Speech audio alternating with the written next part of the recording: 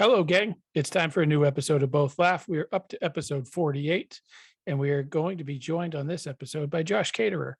You know him from the Smoking Popes. You might know him from Duval if you're into the early Asian Man Records catalog. You might know him from the Jackson Mud Band. Now, you know him from the Smoking Popes. We had him on the show earlier this year to talk about his solo album, which was a live album, which was recorded live at an empty club via a live stream from the Hideout in Chicago. At the record release show for that show, he recorded another live album. This one recorded at Space in Evanston, Illinois. It's really great. He did a good job with the first live album. He did an even better job with the second one. His band is pretty solid. They have since played a few shows. There are tour dates down below in the description where you can see them in Wisconsin and in Illinois coming up at the end of next week. There will probably be new dates next year. There will probably be new music next year. But for now, it's Josh Caterer Trio. It's mostly covers and reinterpretations of some classic songs, some of them popes, some of them not, including my wedding song, my wife and I's wedding song, At Last, which you know by Etta James. You might know from Beyonce, but probably from Etta James because she's the gold standard. Anyway, it's episode 48. It's going to be right after the intro music from another Chicago band, Kali Masi. Catch you on the other side.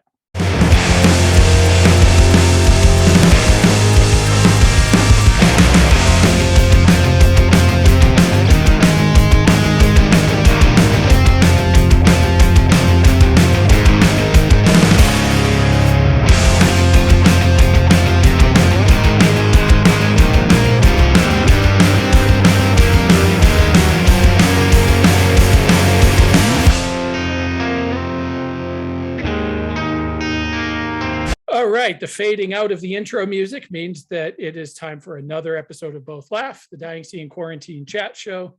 We are up to episode 48 for some reason, and if you're a regular listener, I can assure you that this is not a repeat episode of episode, I think it was 30. We are lucky enough to be graced by one of my favorite voices and my favorite guitar players in the whole punk rock milieu, and that is Mr. Josh Caterer. Thanks again for coming back on the show. I think you're our maybe second repeat guest. Oh, well, that's quite an honor. I'm happy to be on your program. I enjoyed our last conversation, so thanks for having me back. Yeah, I never know if people mean it when they say that, but I guess this is proof. Yeah, I mean, I remember telling you that we were going to be releasing another album in the not too distant future, and we should do this again. And I don't know if you believed me, but here we are. It's happening. Right. Well, thank you for doing it. And yeah, I do remember you talking about that there was going to be another live album. So to sort of frame this project, the Josh Caterer Trio is sort of what we're talking about. Although it dawned on me that there was a thing that I wanted to talk to you about last time that I didn't get to because we went over an hour and got to talking about guitars, and I felt like I was getting a little nerdy at that point, and so maybe we should. But there was a thing that popped up last time that I wanted to talk to you about. Okay. And that was that this still being 2021, we sort of bookended this year, but this is the 30th anniversary of Smoking Popes starting, and I don't feel like that got enough attention, but I feel like that's a monumental thing. 30 years is a long time. I know there's been busier periods and less busy periods and hiatuses and whatever, but 30 years since the starting of the Smoking Popes is pretty awesome. So congratulations on that for what that's worth. Thank you. Yeah, it is the kind of milestone that a band, you know, a normal band would make into some kind of an event that they actually acknowledged. But we've never been good at that sort of thing. I mean, we did pull together like a 20th anniversary reissue of Destination Failure, but which we were really proud of ourselves because we usually miss all the big milestones of the band and don't sort of maximize our opportunities. And the only thing that we did to acknowledge our 30th anniversary is that during the couple of shows that we had this year, I just mentioned it from the stage, but we didn't do any sort of like special, 30th anniversary tour. The band isn't touring. Right. So we don't do that. I think that, that's one of the great things, at least for me, about doing this other project with my solo band, is that it allows me to be a little more active than the guys in the Popes are willing or able to be at this point because of other commitments, some of which are really good. Both of my brothers this year became fathers for the first time. That's amazing. I knew Eli was. I didn't realize Matt was too. That's great. Yeah. Eli's son is, I think, 5 months old now, and then Matt's daughter is only a few weeks old. Oh, wow. And so they're both in the parenthood bubble and just kind of loving it. It's really delightful to see how much they're enjoying this phase of their lives. And it's been a delight to meet my new little nephew and niece. And but because of that, and I guess for a handful of other things, but I would say that's probably pretty high on the list why the Popes aren't particularly active at this point. I mean, we're still a band, but we're only doing, if a show opportunity comes along that seems particularly intriguing, Yeah. not actively booking things. Makes sense. But whereas, with my solo stuff, with records coming out, we're like being a little more proactive about it. And well, happy 30th, regardless. I feel like, growing up, I feel like 30th anniversary tours and things were that was the stratosphere of bands. It was the Who and Crosby, Stills, Nash and Young, things like bands weren't around for 30 years to that extent. I think for a lot of the music that I grew up listening to anyway, bands fizzled out well before they got to that stage. So to have, and it's not just the Popes, there's a lot of those early 90s punk rock bands that I essentially cut my teeth listening to that hit 30 years this year. 91 was I guess a good year for a lot of people, but I think Face to Face just hit 30 years this year, and the Bouncing Souls hit 30 years a couple of years ago. So it seems like that's becoming more of a thing, maybe because people don't have to be on the road doing it, so you can pick your spots and do other things too, but maybe that helps with the longevity a little bit. Or it seems maybe kind of surprising to us that punk bands would be celebrating 30th anniversary, because we're old enough to remember when punk music started out, and we also are living at a time on the planet Earth when we experienced the first generation of that as a musical style. And so future generations will be very familiar with bands of various genres who are doing their 30th, 40th, and 50th anniversaries. I think the Rolling Stones themselves are surprised that they're still going. Still going. Yeah, there was a documentary, it's probably got to be, it came out when I was sort of a new dad, and my daughter will be 14 in a month, which is horrifying in a few levels. But there's a documentary called The Other F Word that I think it was Jim Lindbergh from Pennywise was involved with putting it together, and the other F word in this case being fatherhood. So it was essentially about those rebellious punk rock guys who grew up to be dads. So there were people from Adolescents and Black Flag, and the list goes on and on and on. But there's a quote from Brett Gurewitz, who I don't know if he had kids at the time, but he was talking about how punk wasn't meant to be to get old and gray, but here we are. Yeah. And I kind of all identify with those that. bands were supposed to self-destruct Right, along the way at some point. right.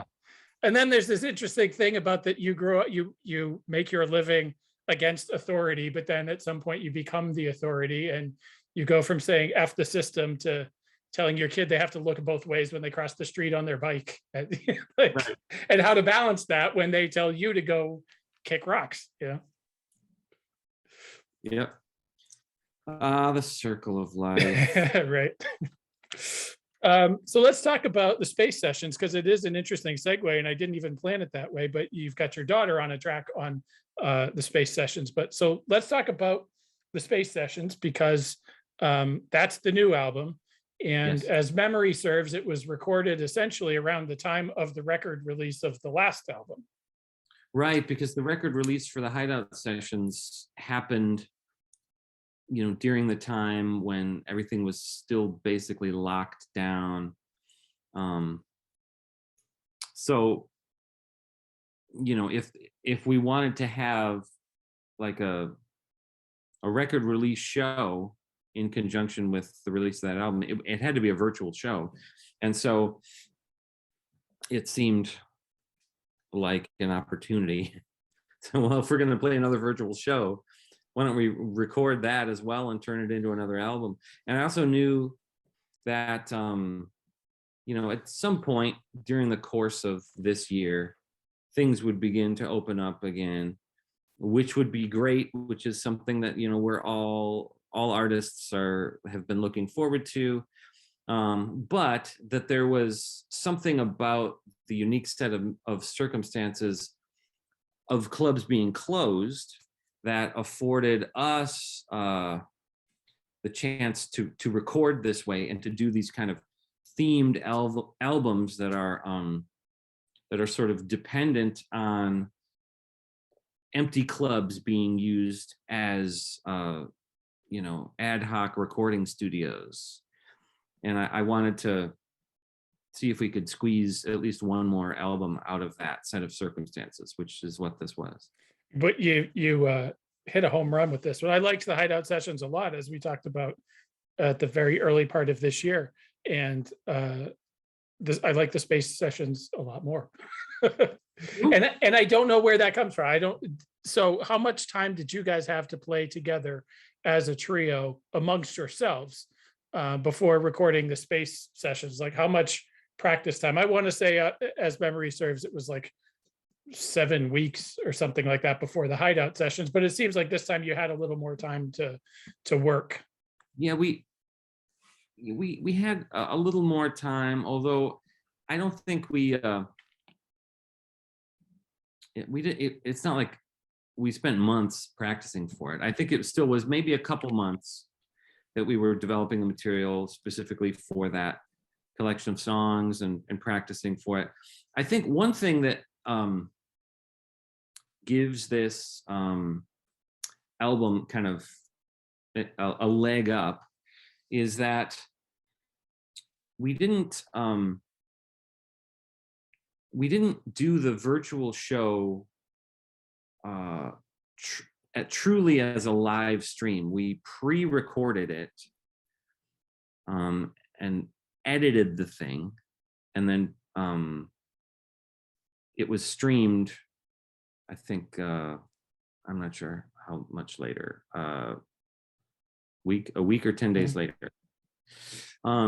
So everything on the album, it still is, you're getting live, single takes of live performances with nothing overdubbed, but we were able to do multiple takes of the songs and pick the best take. So each take that you're hearing is probably, I don't think we did more than 3 takes of anything, but some of what you're hearing on the album is like the second or third take of the song. So we kind of had a little more of a chance to get into the groove and sort of tighten things up on the day of the recording. And that helps not only the performances that wind up on the album, but that helped the video aspect of things a lot because it gave us a chance to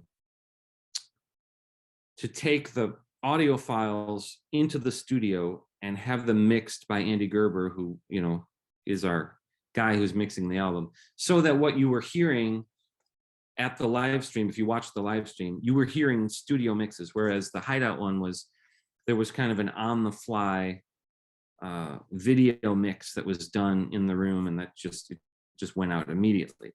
So this was a little more polished. It also gave us the opportunity to edit the video instead of doing that on the fly. Everything that you saw when we did the Hideout sessions, where there were just cameras set up in the room, and there was one person controlling all of that, who kind of just would switch from one camera shot to another. But in this case, for the space sessions, my friend Brian Bouchelt, I asked him to come and sort of put together a team of people to do this, and he had like a couple of cameras that were handheld, you know, with people kind of moving around. So there's a lot more kind of movement, and we did more with the lights, and it ended up being visually, I think, more satisfying and interesting to watch than the space session. I mean, than the Hideout sessions was. So it was really a fun project. There was a lot of moving parts to it, but like we were nervous. We were more nervous doing the Hideout sessions because we really had not played together before as a band, and which still is wild to me. Yeah, and we knew that it was going out. So any mistakes that we made were going to be visible to the viewing audience. So this gave us a little more of a cushion, and we kind of just could take a breath and enjoy it a little more, and just you know, if we played the song and we would be like, you know, that felt okay, but I think let's do it once more, and we're almost there, you know. In some ways, it seems like that's a little closer to recording I don't want to say an actual live album, because it is a live album, but the way that a band will record a live album traditionally is maybe over a couple of nights, you record a bunch of performances and then whittle them down into this is the product, which it's still a live album, but like you said, it's the best takes from each song each night, or maybe you flub something. How many live albums? I don't know if you're kind of a historian about this sort of thing, but like, do you know of live albums that you happen to know that truly is a single show that was recorded and just it's one night, one place? If we're subtracting Pearl Jam from the equation, because I am like a dyed-in-the-wool Pearl Jam fans, and they released there were a few tours where they released individual shows as live albums, but they released like 76 live albums at a time, because they did every show from a given tour or whatever. If we're subtracting Pearl Jam from the equation, the only album that I have in my collection that is a live album that was recorded essentially in one take is the Hideout Sessions. So, oh wow. I don't know. I don't always listen to live albums. There's some that especially in the record collection, I don't really like listening to vinyl live albums necessarily. Yeah. Because I don't know. I don't sit with them the same way as I do if I have them on my headphones. But yeah, I think that the Hideout Sessions is definitely the only album that I know is a one and done live album. Yeah. Why is that I think that's kind of a universal thing, that people kind of appreciate the idea of a live album, but in reality, you don't gravitate towards listening to live albums as much as you do studio albums. I think for me, because of the energy level in a live album, and I don't want to have to get up and flip the record over. Like, I like listening to a live album digitally. There are a few live albums out there that I have listened to for hours and hours and hours and hours on end on loop, but digitally, because it seems more cohesive that way rather than like, especially if there's in between song banter, or Yeah. you can sort of tell that even if it wasn't from the same show or the same two songs in a row, like they paid attention to how they mixed the crowd in it. And so there's a little bit, you lose some of the energy when after 4 or 5 songs, you have to get up and flip it over and then start it again. I like that on a traditional album, but not necessarily on a live album. Yeah. I guess, that thing about the between song banter, now that I'm thinking of it, is a factor because, like, for example, Frank Sinatra albums get a lot of play in our house. Yeah. And I sort of collect them. I have a lot of his albums. Yeah. Vinyl. And I love Sinatra at the Sands, but like I almost never put that one on and listen to it because a lot of the situations that we're listening to Frank Sinatra in are like, we're having people over and he makes great background music, or we're cooking dinner and it's it's sort of part of an environment. And I know that if I put on Sinatra at the Sands, there's those weird parts where he's like sort of doing stand-up comedy in between. Right. And like, you just don't want to have to listen to that, when you're eating dinner or whatever. Or if you're entertaining company, yeah, and there might be a thing that's funny and you want to get people to listen to, but they don't care to listen to the guy talking. They're there and it's like a fish tank. It's in the background. Right. Yeah, you just want music. Right. And I feel like the crowd noise, the audience applause and cheers in between is like, I don't know, it's cool. It's cool until it isn't. Like after a few songs, like that sound just isn't that pleasant to hear as the connecting tissue between each of the songs. So that is why my solo albums are the best of both worlds. Right. You have the energy and the sort of a spirit of a live performance without all that annoying applause. I will say, and I think I said this when we talked last time about the Hideout Sessions, is that you get used to, when listening to a live album, to understanding sort of what it's going to sound like, even if you've never heard it before, but you know that there's going to be crowd noise. And so it's an interesting dynamic to have a song come to a big crescendo at the end, and then knowing it's a live album, and then just have it be crickets in the background, and then the next song comes along. Yeah. Yeah. Well, I think this is part of the reason why, like, we're not really billing either of these as a live album. Like, we didn't include the word live in the title of them, and because there is that awareness that almost limits the appeal of an album. And the liveness of these albums is something that music nerds can sort of focus in on. I guess technically there are, for example, like Neil Young albums that are live, in the sense that he clearly went into the studio, just performed, and what you're hearing is a single take with no overdubs, where everything's happening at once. Several of his albums sound like that. Especially with Crazy Horse. Yeah. I mean, and you keep all of the things in the mistakes in there, especially with Crazy Horse. You keep all of those things in there, and that's what makes it a Neil Young album. Right. So people things are gonna know that is his approach, and you're gonna love the recordings for that reason. But he's not stamping on there live in the Yeah, studio yeah. Right, performance. right, It's just like, here's the album, you figure it out. right. Yeah, and you're right. The music dorks, like some of us, will appreciate it.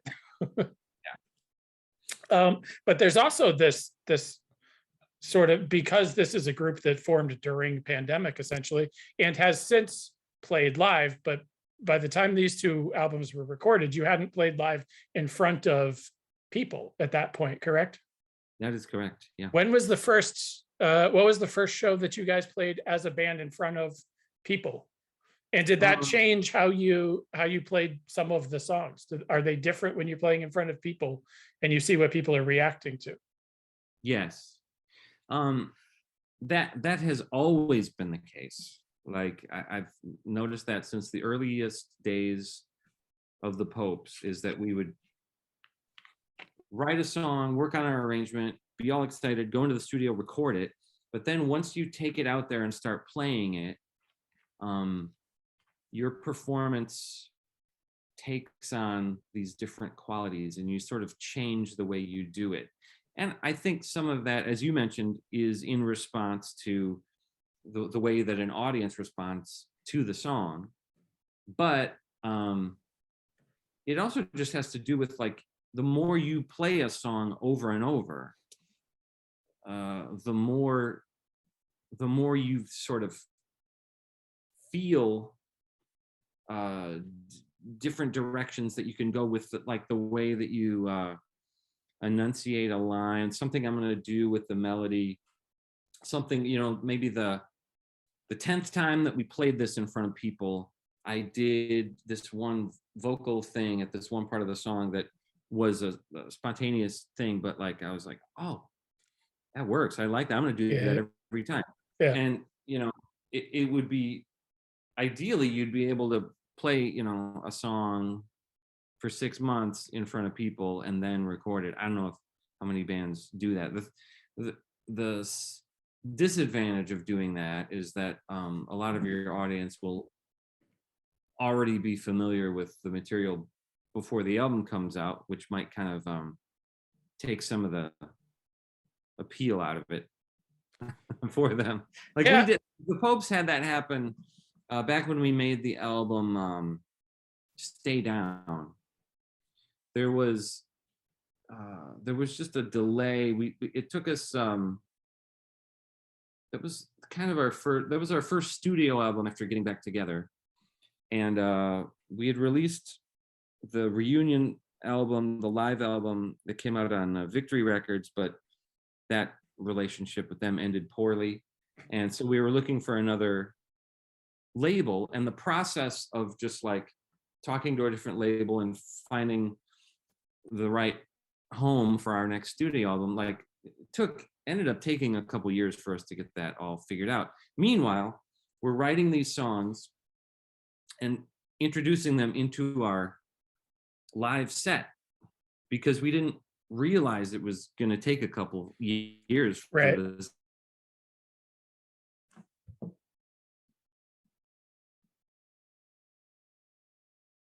You froze up there for a second. Of our live set for for a couple years, and we felt like we were kind of sick of all the newness had come off of them, and we felt like our fans, if anybody had been to more than one show, that they had heard these songs already. Like, and that's not ideal. Well, and I think now with social media and YouTube especially, that half of every show that you go to ends up on the internet now, and so it's probably tougher for bands to work through new material because you don't even know if it's a good song yet. You're putting it out there, but then 1,000 people have seen it on YouTube by the end of the week. Right, because you get up there and say, hey, we want to play a new song for you, and everybody's like, yay, and then all these phones go up. Right. And you're like, well, okay, I guess we're committing to this. Now we have to make that a song. Yeah. When you're arranging songs for the Josh Caterer trio, when you're picking songs to make Josh Caterer trio songs, because for those that don't know, especially the Hideout Sessions was a mix of Pope songs and some sort of old staples. My Funny Valentine was on there. Rags to Riches is on there. So there's some old standards that you probably heard Sammy Davis Jr. or Frank Sinatra sing. For the Space Sessions, there's some deep Pope's cuts. There's a Duvall song on there, which caught me sort of off guard. And it took me a second to remember that I knew that song. I haven't heard this in 20 years, however long it's been. Few people have. Yeah, and there's and then so there's a bunch of, there's an Elvis song, there's an Nat King Cole song, there's At Last by Etta James, which I'll talk to you about in a minute. But when you're putting songs together to be Josh Caterer trio songs, is it different than, say, when you're putting a Pope song together because you are a power trio now and you don't have, say, Eli there next to you playing guitar as well? So does that sort of shape how you're going to even pick songs to know what you can do as a 3-piece versus as a 4-piece versus if you had horns or a bigger band? Or I don't think that the difference between 3-piece and 4-piece has come into play with song choice. The song choices are determined almost completely by how well I'm going to be able to deliver the song vocally and how much I connect with it as a singer. So I'm just like listening to songs, going through, lists of my favorite songs that I've always wanted to do, and trying them and trying to determine whether it's going to work for me. There are songs that I've always loved, but like if I try to sing them, I just can't connect with it for some reason. I can't make it my own and sort of deliver it convincingly or comfortably. So I'm looking for songs that are gonna, and sometimes it's like I almost wouldn't be able to define for you what it is about a song that's going to make it work for me. It's just something that I have to intuitively feel. So there is a process of, like, hey, let's try this. And some of the songs that we do in rehearsal for both of these albums, there have been a couple of songs that we tried that just didn't make it onto the album. And I don't know if it's a process of like taking a different approach to the arrangement, or if it's just like that one just doesn't work for me. For example, on this, for the Space Sessions, I had done a demo of the song "It's Not Unusual" by Tom Jones, which I just love. And I don't know, we played it at a couple of the rehearsals early on, and it just wasn't working in reality as much as it was working in my head. Yeah. You can kind of feel it. And I can almost hear it now. I can almost hear I feel like your voice would work well with that song, but that's got a different sort of swing to it than some of the other songs that end up in your repertoire in these two albums. So I can see where that would be tricky. Yeah. And also once you start determining song on the album, once you have a few of those, like, okay, we're definitely doing these 3, then that can sort of inform the other songs that you pick, because the other songs have to kind of make sense in that set. And that might have been part of it, is that It's Not Unusual just didn't seem to flow with the kind of vibe. There is something kind of very upbeat, and I don't mean rhythmically, but like just the kind of where the ethos of the song is very upbeat, more so than it seemed would fit with anything else. Yeah, that makes sense. So well, I mentioned that I was going to talk to you about At Last, which has been one of my favorite songs for many, many years, and not just because it's my wedding song, but curiously enough, I've been married. We just had our 18th anniversary back in September, when we were trying to pick wedding songs, we almost went with the Sinatra song, and that was "Zing Went the Strings of My Heart," which obviously wasn't by Sinatra initially, but his version of it, which obviously the Popes did years and years and years ago. And then so now At Last ends up on the Josh Caterer Trio album, and that is the song that we chose as our wedding song. So like we were down to two, and now you've done both of them. Nice.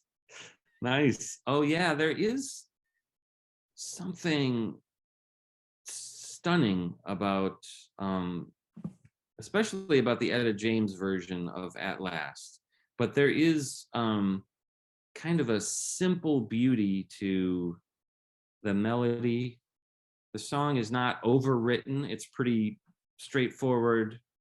So that's one of those songs that does a lot with a little. Like that's really good songwriting.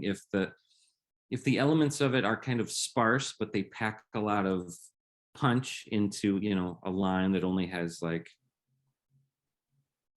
5 syllables in it, but it's right. sort of hits you.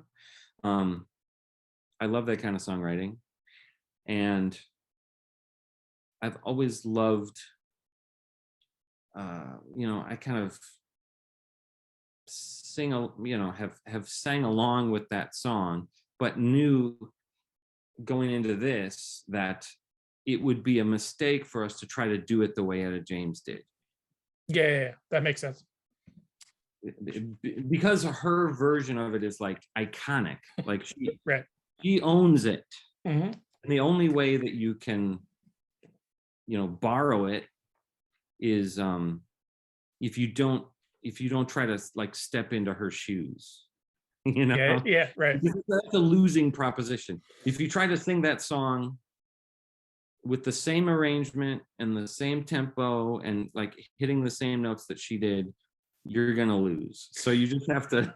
Which is sort of what Beyonce did with that song. Which I mean, Beyonce's version is fine, and if that's the only version you know, it's very good. But she did the Etta James. She sort of did the Etta James version of the song, and she put herself. She may have even played Etta James in a TV movie or something like that, if memory serves. Didn't she do that for a movie? It was she portrayed James in a movie. I think that one with Adrian Brody, and it was all about that record label. Yeah. Cadillac Records. Okay. Movie, I think. So I think she kind of had to do it like Etta James for use in the film. Well, but then like I know Obama had her do it at the inauguration or his birthday party or something like that. And I know that Etta James got all bent out of shape about it because like A, you didn't call me to do it, but B, because like somebody else doing my version of that song, it was a whole thing. But I've only really heard one other person sort of contemporarily do that song. I mean, other than the Beyonce version and now yours, but about a year or so ago for my wife's birthday, a lot of musicians during quarantine, while they were struggling to figure out what to do, would commission song requests. And so Corey Brannon has been one of my favorite singers and songwriters for a long time. And so I had him do his spin on it. And he did a completely different version of it altogether. It's sort of this 60s smoky thing. He did a really cool version of it. So now I like that we have the Etta James version and the Corey Brannon version and the Josh Caterer version, and they're all like awesome in their own unique ways. Oh, cool. Well, I'm glad you like it. It was fun to do, especially once we got those horns in there. Yeah. I felt like that really took it to a whole different level, and was really happy with. I mean, we as a trio came up with an arrangement that we felt good about, and then contacted Max Crawford, who had played with us on the Hideout Sessions on a couple of songs, about adding something to it. And then he was the guy that suggested that he would recruit a couple of other horn players and make it like a 3-horn part. Yeah. And and he wrote an arrangement for his horn part for the horn section. And when they came in and did it, we just almost just jumped for joy, because it brought this kind of inspired quality to the whole song. I think the way that song ended up, especially because of that horn part and everything, it's probably my favorite track on the album, and it might be for me sort of the high point of both of these albums.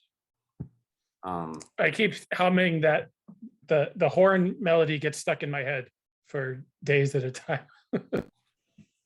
Yeah. One of the things that I appreciate about the way that you approach cover songs, especially, is your appreciation for them. I think we've all seen and sometimes enjoyed the trope of punk bands doing covers of non-traditional punk rock songs and making them their own, and that's good and that's fine. But a lot of times it's done with more than a little bit of tongue in cheek or sarcasm involved. And there's an appreciation that obviously you have for the songs and doing them in this sort of updated way that I really enjoy, because you do actually take it seriously. Yes.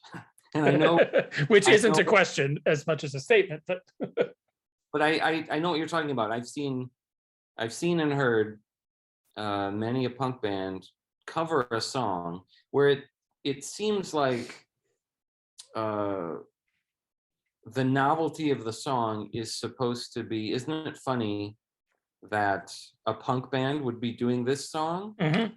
And isn't it funny that a song that you normally would think of as a pop song or a song from a different genre, it's now done with power chords and a sneering vocal. But like that joke isn't funny for very long. I mean, right. you have to, you have to, that doesn't make for a song that you're going to listen to more than once. You know, you have to be bringing something to the table. I just have always been a huge fan of like the art of interpretation, and this genre that we're picking from, you know, songs that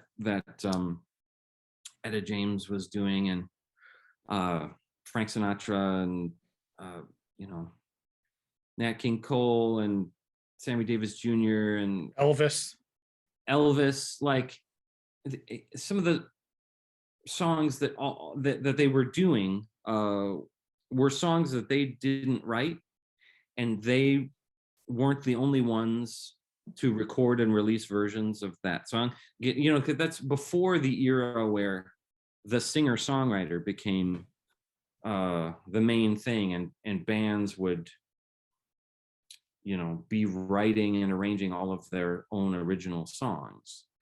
So there wasn't, back then, there wasn't even, I don't think the term cover band or cover artist or this is an album of covers, like that didn't exist, because there wasn't this distinction or this expectation that every album that a band put out would consist of material that they wrote specifically for that album. There was an appreciation of the validity of taking a song that existed in the world and inhabiting that song in your own way and expressing it through the prism of your own voice, bringing out different nuances and you know, sort of throwing your hat in the ring with other artists and saying like it's like, it's not a competition, but hey, you know, my way of interpreting this song is valid as well, to be considered alongside these others. And like I've just always loved that. And there, you know, as a fan of both Frank Sinatra and Judy Garland, there are a bunch of songs where I think the versions that they've done, I think in a lot of cases Judy would do them first, and then Frank would reinterpret them, you know, a year or two later.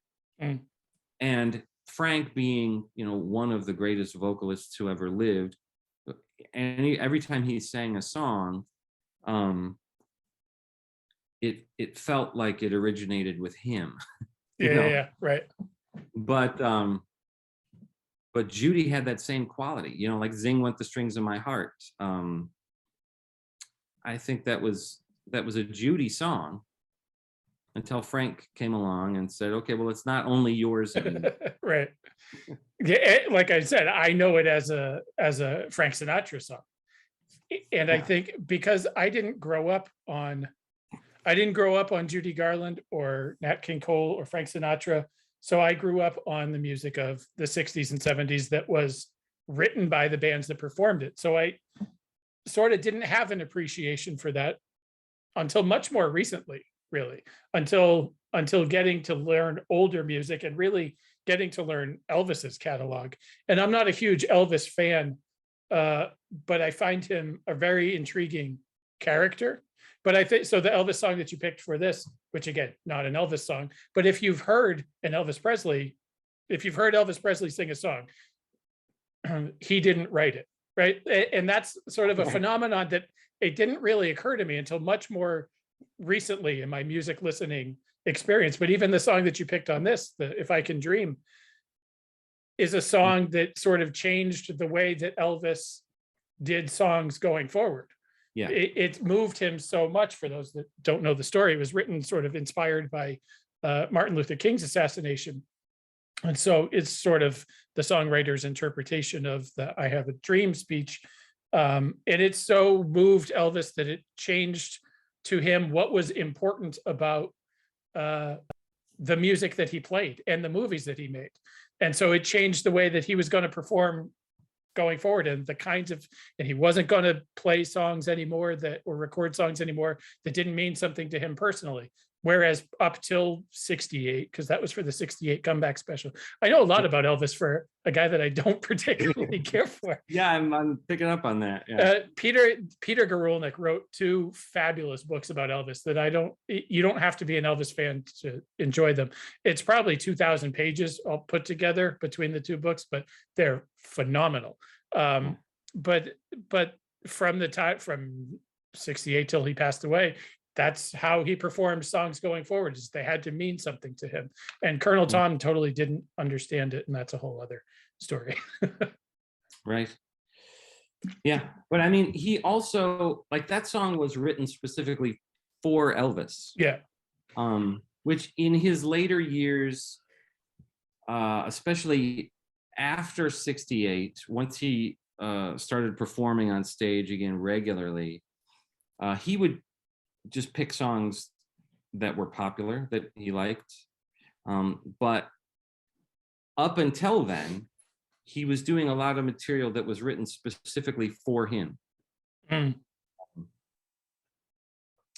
Because, people were tripping over themselves to try to get Elvis to record one of the songs. So he had songwriters that were just sending him stuff all the time. And so, I don't know. So it sort of raises philosophical questions about, like, because you said that's not an Elvis song, but if it was written specifically for Elvis to do at his 68 comeback special, and he was the one that introduced it to the world, like, it's an Elvis song. Does he have to have written it in order for it to be an Elvis song? And we all know that At Last is an Etta James song. Right. And I think it's appropriate to say that it's an Etta James song. Oh, absolutely. But she didn't write it. Yeah, right. It existed before that, and she was covering it. But her version is such utter perfection that now it's in a James song. Yeah, right. But so I appreciate you taking on a song like that, because it must be daunting to have a song that is essentially perfect and say, okay, what can I do differently about, like, how can I make that mine? Is where there's already a gold standard that they broke the mold after. Like, it's got to be an interesting thing as a songwriter and arranger on your own to say, okay, how can I tackle that song and make it mine, even though it's already perfect? Right. It is challenging. And this whole project of these albums that I've been making with this trio is kind of about challenging ourselves I have wanted to put myself in a position where I'm doing some things vocally that are not just in my comfort zone. And there's a couple of those moments on both of the albums. You know, I was worried. I don't know, worried might be overstating it, but I was a little nervous about what kind of fool am I on the Hideout Sessions, because there's that kind of crescendo at the end where it builds up and then the music drops out and there's that exposed high Yeah. note. Yeah. And we're doing the song in the same key that Sammy Davis Jr. did. So I know that I am attempting to hit the same note that he so beautifully and perfectly hit. Yeah. Yeah. And I was a little nervous about that, but I just decided, you know, that's what life is you should be challenging yourself. You know, Yeah. I don't want to, you know, be a person who backs away from things because they make me nervous. I want to be trying that stuff. And At Last was an example on this album, of doing that, of finding a way to do it that felt like it could be our version, and a way that I could approach that vocally. And like, I don't think that I'm as good a singer as Sammy Davis Jr., but I felt like when I approached that song, What Kind of Fool Am I didn't have to differentiate it as far as I felt like just the fact that we were playing it as a power trio instead of the kind of orchestrated arrangement was enough of a difference, where then I could approach it vocally, almost like I was just paying homage to the way he sang it as much as I could. And his sort of the timbre of his voice isn't as different from mine as mine is from Etta James. So it like almost would feel silly for me to try to sing an Etta James song the way she sang it, because her voice is just like, I just can't do that. So it was fun to try this. The other one that was the most challenging was Smile, the Charlie Chaplin song, because I don't know, there was just something about the chord pattern and the melody. It was a little more complex. There's just sort of this up and down movement to the way the melody and chords interact with each other that is harder to play. Like that's a song that you really have to concentrate on to be able to play it and sing it. Do you think that's because the lyrics to that song were added afterwards? Because it was written essentially as an instrumental, and then it was years later, I think, that the actual lyrics to it got added on. So I wonder if sort of the balance there is a little different. That could be. I do think that is an interesting fact about that song, about the lyrics being written years afterward by different people. Which almost makes it sort of traditional folk songy in the way, not that it's a traditional folk song, I'm not trying to imply that, but the way that folk songs would sort of change narratives and to keep the melody, but add different verses and add different lyrics over the years, and sort of it becomes a sort of growing thing. I feel like that's the sort of big band standard version of that. Yeah, I think you're probably right about that. Should start a big band show podcast. Yeah, we should. Yeah, we could talk about this stuff all day. This is one of those things where, like, you know, you were saying earlier that you're not sure if people, you're not sure how many people are interested Yeah.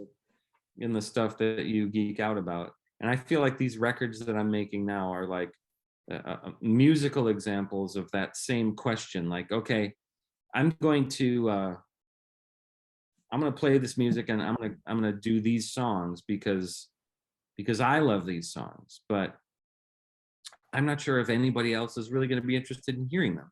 I think that because I think there's a lot of people that are, or that will be, but I think that there's also a thing that happens among the punk rock set, and I count myself at least tangentially among them, but certainly my upbringing was such that, like, I didn't know from Frank Sinatra or Nat King Cole, other than that I think my grandmother on my mom's side listened to some of that music, but she listened to a lot of old Irish music and stuff as well. And I knew that was my grandmother's music, and that was kind of where I compartmentalized it. And then, like, once getting into my parents' music, but then getting into my own music, it sort of seemed like everything was like he had developed this attitude where if it wasn't punk rock, then it didn't count. Like I was too punk rock to listen to Nat King Cole. I was too punk rock to listen to Bruce Springsteen, which is a thing that came up on last episode of the show that I did. And it sounds nonsense now that, like, I'm in my 40s and appreciate music, but there was a part of me that was closed off to a lot of music because that wasn't punk rock. You know what I mean? And so it became, I think, easier for the guys that went the traditional sort of folk punk route eventually to get a little bit of traction that way. So guys that ended up doing Johnny Cash songs and growing beards and playing acoustic guitars and whatever, like, that seemed a little more palatable to the punk rock kids. Whereas that listening to your grandma's or your parents' old music, you sort of kind of have to realize that, okay, this is actually great music too. And it's like, it doesn't matter if it's not 3 bar chords in a Gibson Les Paul and a Marshall stack. Like, it's really good music, and just deal with it. Right. Yeah. And I sort of like the idea of making music without thinking about genre it's supposed to be, or what the boundaries of that are supposed to be, or how it's going to be marketed. You know, I sort of, that has crossed my mind several times in doing this project. I'm like, I know that, you know, the Smoking Popes kind of fall into this genre of pop punk, and I've always felt like a certain percentage of people have acknowledged that there are undercurrents in our music that are more connected to, like, you know, Irving Berlin than they are connected to the Ramones. Yeah, right. But that isn't as apparent. It like the Smoking Popes have the benefit of being able to claim a specific genre, Yeah. sort of function within that, because there are like channels that the music can go through to make its way to people, whereas this is a little more confused as to, like, you know, okay, so you're doing some, like, you're doing an Etta James song, but, like, so is this R&B? Yeah, right. No, Right. because we're also doing, like, you know, Sammy Davis Jr. songs. Okay, so is this big band crooner music? No. Right. It's not punk, really. Right. There are, it's, I guess rock and roll would perhaps be the larger umbrella that it would fall under. Sure. But is it? I don't know. What would you call this music? I don't know. I gave up on labeling things a long time ago, because honestly, like, and then you call a thing the wrong thing. You call something post-hardcore and it was supposed to have been melodic hardcore, and then people yell at you and I'm like, I don't care, like whatever. I don't know what version of not hardcore but sort of hardcore hot water music is supposed to be. I don't yell at me because I picked the wrong descriptor. So I gave up on labeling things a long time ago. But you're right, it doesn't sound like big band music. It doesn't sound like you would expect a Bee Gees song to sound. It's not the sort of Dave Grohl Foo Fighters way of interpreting a Bee Gees song, which they just put out a whole album of Bee Gees covers, but they did them like as Bee Gees songs, and it's also Okay. it's good, but it's also like weird. But it is. Did they It's do I started a joke? what's that?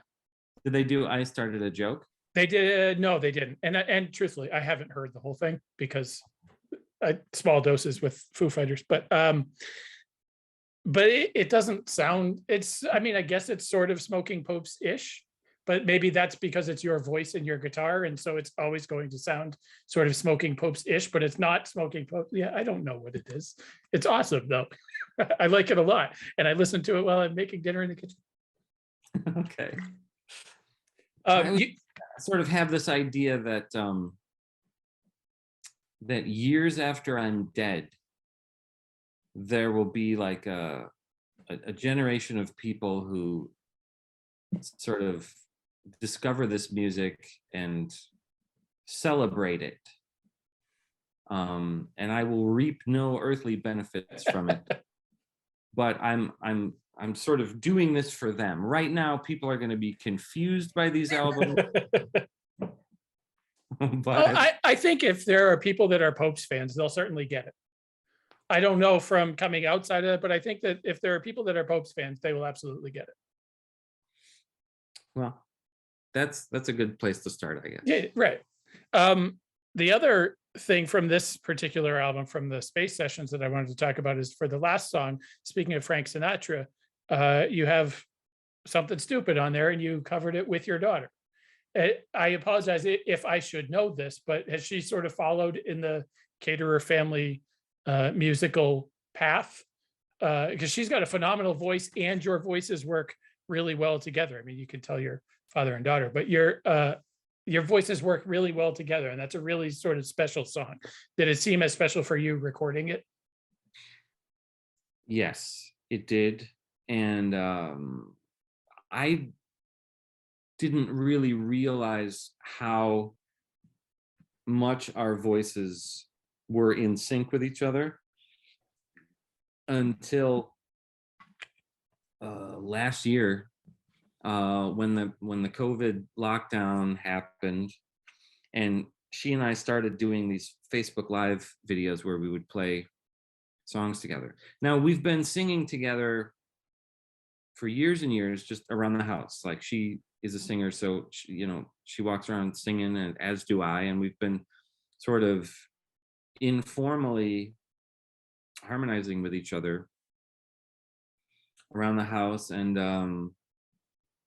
then in more recent years, she started singing with me in church, but like in a live setting like that, I wasn't able to really objectively listen to how our voices interact with each other. And then we started doing these Facebook Live videos, and then watching them, going back and watching them, and I was like, wow, like the way that she enunciates things is just perfectly lined up with the way I do. And there might be something to this blood harmony thing that people talk about. Yeah. So when I started putting material together for the Space Sessions, I just knew that we had to do something together, and it just seemed like the Frank and Nancy Sinatra duet would be perfect on a lot of levels. And it sort of was interesting once we started working on it, because my daughter Phoebe discovered that it is an interesting harmony that Nancy is doing. It's almost like monotone, where she's holding one note and then Frank's voice, his melody is like ascending underneath it. Mhm. But, she's just going, I know I stand in line until you think you have the time to spend an evening with me. And so the way that the moving melody line and the stationary one sort of interplay is very interesting. Like, figuring out arrangements for different songs that already exist is it has an educational quality. You always pick up something that wouldn't have existed in a song that you wrote. So Mhm. you have to kind of expand your horizons. That is not a harmony line that I would have ever come up with. Yeah, right. But now that we've made it part of our repertoire, now that becomes a tool that's in my toolbox, for future use. So, Has she played that song with you live? Because I know you've played a few shows since things have started opening up. Has she played that live with you in front of yeah, folks? she has a couple of times now, and it's great. Is she a trained singer as well? I know you mentioned she sings in church. Does she have other vocal training? Has she gone to school or she just No, picked up that harmony naturally? she just got the Josh Caterer immersion training. She got the training where like she'll walk into the kitchen and I'll already be singing something and she'll just hop in on the harmony. That's impressive. Yeah. That's impressive. And or vice versa, Yeah. You probably can't pick it up, but I hear her singing down the That's hall. funny. No, I can't. That's funny. Well played, Phoebe. I'm trying to hear what song it is. I can't quite make it out. Yeah. But I hear her voice. Oh, if she's in the house, she's usually singing and you can hear her. What does she say? How old is she? She's 16. Okay, she's a little older than my daughter. What is her sort of musical wheelhouse? Does she have an appreciation for either your music, to the Popes, or the older music that you listen to as well? Or? Yeah, actually, she has for a long time been a serious Elvis fan because we took her to Graceland when she was maybe 4 or 5 years old, and she just sort of probably just thought he was cute, but then started listening to him at home and really started loving his music and like other kind of older music. But she kind of likes she doesn't listen to the harder stuff that I grew up on. She's not listening to any punk or hard rock stuff. It's more like she likes singers. She's a big Dolly Parton fan. Okay, we respect Dolly in this house. Yeah.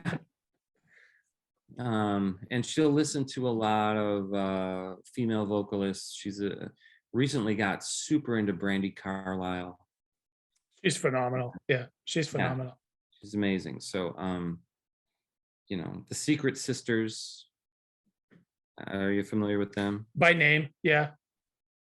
Yeah, they're a big hit in this household, and that kind of stuff. I don't want to. I just realized we've gone well over an hour again. I don't want to take up too much of your evening. This is, like I said, I always appreciate picking your brain and the opportunity to. You've got a few shows with Josh Caterer Trio coming up end of next week. Is that right? Yeah. Is this when are people going to hear what we're doing right now? What is today? Today is Monday. Maybe tomorrow or Wednesday. So okay, you got a pretty quick turnaround on this thing. Yeah, I'm pretty low maintenance, really. Right.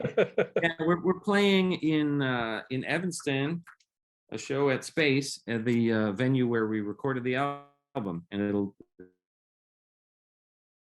the first record release show for the Space Sessions.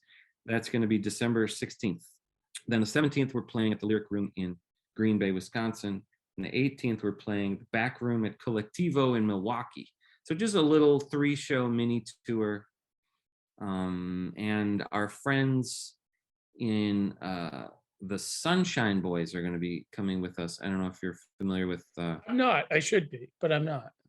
Dog Julin is the lead singer from the Slugs, and he's in Boy Dog Pondering. And Oh, okay.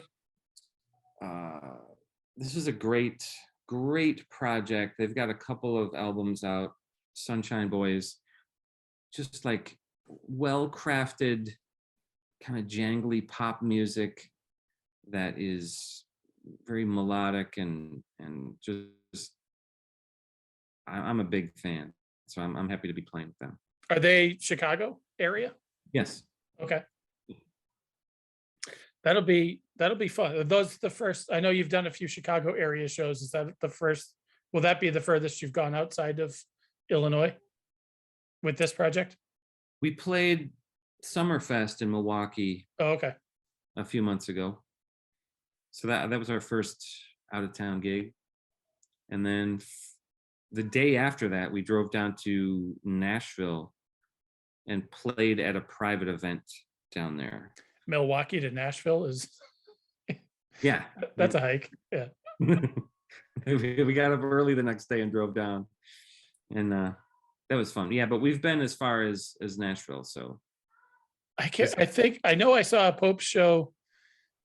This is probably 4 or 5 years ago now. The Bouncing Souls big outdoor thing that they do at the Stone Pony. And I think you guys had been in like Grand Rapids, Michigan the day before or something like that. And I just yes, like wrapping my head around going from Grand Rapids to Asbury Park over and playing a show. That was a situation where wow, like we did not get a room that night. I think we drove through the night and took turns, driving and quote unquote sleeping in the van.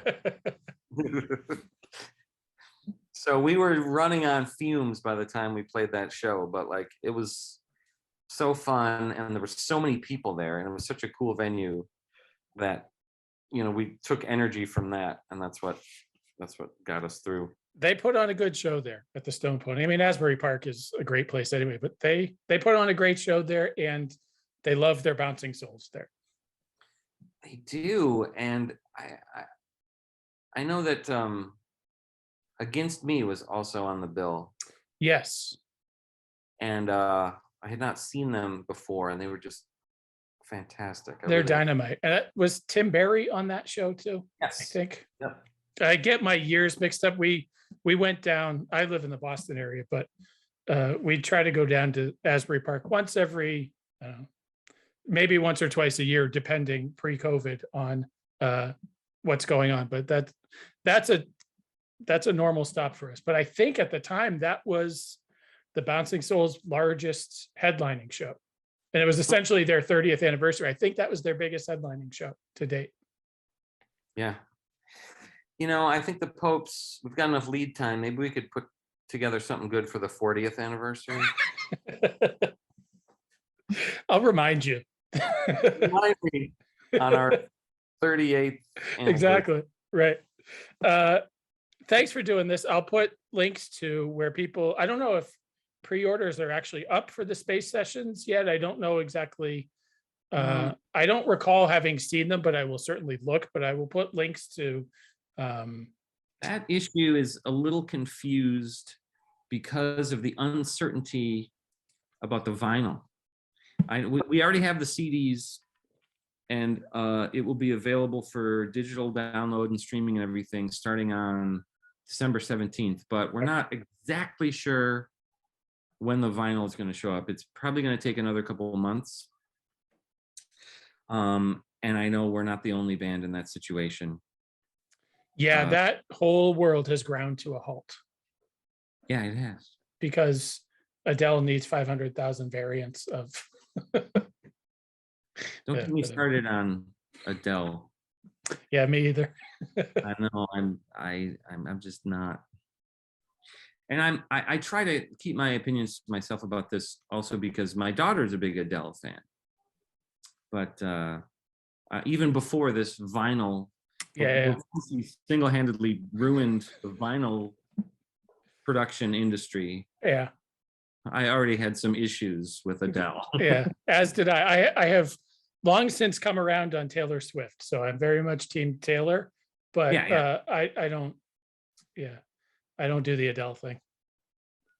Oh, I'm not ashamed to say that 1989 is a great record, and I've listened to the song "Shake It Off" on repeat and sang along many times.